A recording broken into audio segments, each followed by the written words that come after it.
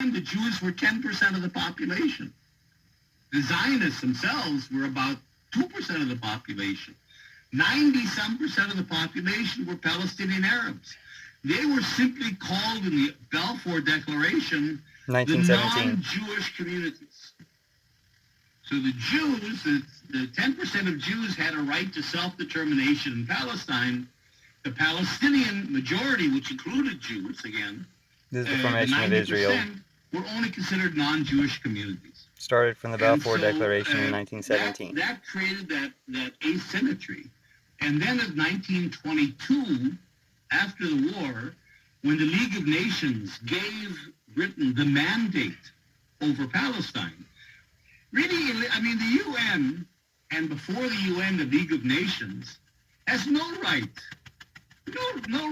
to take a country, whether it's Palestine or any other country, and say, well, you're going to get this much, and you're going to get this much, and we're going to decide what its future is. That has no right to do that. And it was all a colonial enterprise. And so the Colonial League of Nations got together with the colonial British and the colonial Zionists, and they imposed the legal mandate, the League of Nations mandate on Palestine, that then, until 1948, gave Britain the right to rule Palestine. And during those years, they created a situation where by 1948, the Jewish population had grown tremendously, had taken over a lot of the land, and were in a position in the 1948 war to defeat the Palestinians. And just taking it one step back still further, this area was part of the Ottoman Empire, and they lost it as a result of World War I. That's right. And that's something else that we have to understand. And in our one-state campaign, we're claiming, we'll get to this later, but the only way out of settler colonialism is to decolonize. So we're envisioning one democratic state of Israelis and Palestinians together. But you can apply that to the region itself. This whole region of the world, the Middle East, which is so conflictual and so much of a disruption to the international community, is completely artificial. It's all a colonial enterprise. Before World War I, this was one region. We were all Ottoman citizens. There was fluidity, communities lived all over the place. There were more railroads in the 19th century in the Middle East than there are today. And you didn't have nations. You had religious groups and ethnic groups and national groups, and people moved around, and there was commerce and so on. So this imposing of Turkey, Syria, Lebanon, Israel, Palestine, Israel, Jordan, all of these countries, and Saudi Arabia, of course, and so, all the countries here are artificial. Iraq, and Lebanon is apparently collapsing now. And that's why you have all the conflicts today, because they have no basis. They divide peoples more than unite them.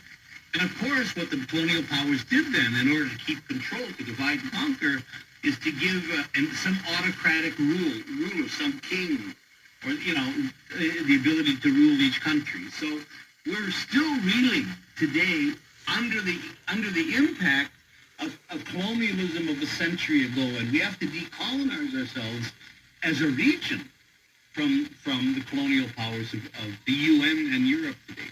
And that's Jeff Halper. He is our exclusive guest this morning on Connections, and Jeff is the author of Decolonizing Israel, Liberating Palestine, Zionism, Settler Colonialism, The Case for One Democratic State.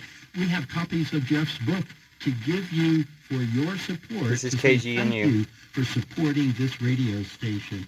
Just call 88.5 494-8885 for a contribution of at 303-449 $88.5, because we are 88.5 FM.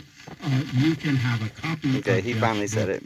I didn't get the full phone number, but an extremely rewind that. Book. I can say that personally, the most important book on the region that I've ever read. Thanks for listening, and thanks for having Jeff Halper on. That guy sounds very as though the British insightful. Had some fundamental right to decide what was going to happen to Palestine, but it was the activities of colonialism that put Britain in that position, and they took their mandate and said, we want to create two states, one for the Jews and one for the Palestinians. No, not true. Almost true. No, then what happened, of course, with the British, the British Empire was in a state of collapse by the end of World War II. You know, they left India. The British were beginning to collapse. And so, in fact, what happened was the British left, or said, we're leaving in the next couple of months, in 1947, the end of 47, and the UN quickly met and decided on partitioning the country. So the UN decided on this. Again, what was the UN in 1947-48? It was basically a collection of colonial states. You didn't have the third world countries anymore. You didn't have decolonization. You didn't have African countries or many Latin American countries or Asian countries. You had basically Europe and a couple other little countries around. So that you didn't even have India, for example, or China, or any of those countries in the UN at that time. So basically these European powers continued the European enterprise. And in 1947, November of 47, the UN partition plan was that, yes, the Jews would get 78% of the country. Even though the Jewish population in 1947-48 was only a third of the population. And the Palestinian Arabs, who are the indigenous population, and who are two-thirds of the population, would only get 46%. In other words, the Jews would get 56%, and the Palestinians would get 46. The Jews would get 52%, and the Palestinians would get 46%.